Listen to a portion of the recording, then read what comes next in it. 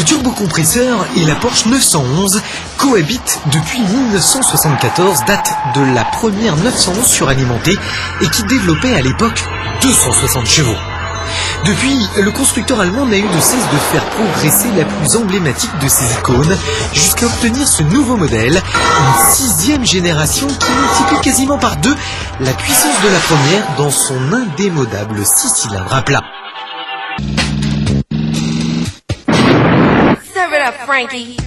Pour obtenir 480 chevaux à 6000 tours minute, soit 60 chevaux de mieux que l'ancien modèle, sans pour autant modifier la cylindrée, Porsche a greffé un double turbo à géométrie variable appelé TGV. Résultat, la 911 turbo file vite et droit comme le train, à 310 km/h annoncé en vitesse de pointe. Mais le plus concret, c'est son accélération, puisqu'il ne lui faut que 3 secondes 9 pour atteindre les 100 km/h, soit 1/10 de mieux qu'une Ferrari F430. Mais pour atteindre ce niveau de performance, la nouvelle 911 Turbo s'est constituée une jolie palette de technologies. Une suspension active, un aileron amovible plus imposant, signe distinctif des versions Turbo, et une nouvelle transmission intégrale pilotée. Cette version turbo plus large à l'arrière de 22 mm a su conserver esthétiquement l'esprit de ses aînés, une touche d'agressivité dans une ligne d'une incroyable fluidité. Extracteur d'air, jantes, bouclier, clignotant à diode, la turbo a ses spécificités. La 911 s'apprécie évidemment au rythme infernal et cadencé imposé par le 6 cylindres biturbo. La région de Clermont-Ferrand, les routes sinueuses du Puy-de-Dôme et le circuit de Charade ont été pour l'occasion de merveilleux terrains de jeu. Le plus incroyable, c'est que Porsche arrive encore et encore à faire progresser dans tous les registres et de manière significative sa sportive.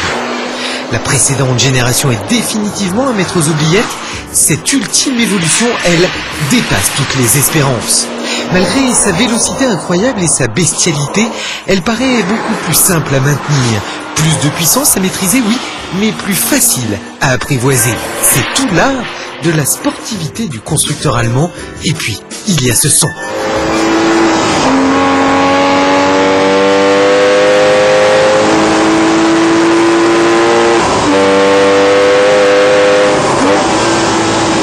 Quand on lâche la bride, les accélérations fulgurantes malmènent le cou et le dos à vous rompre les os.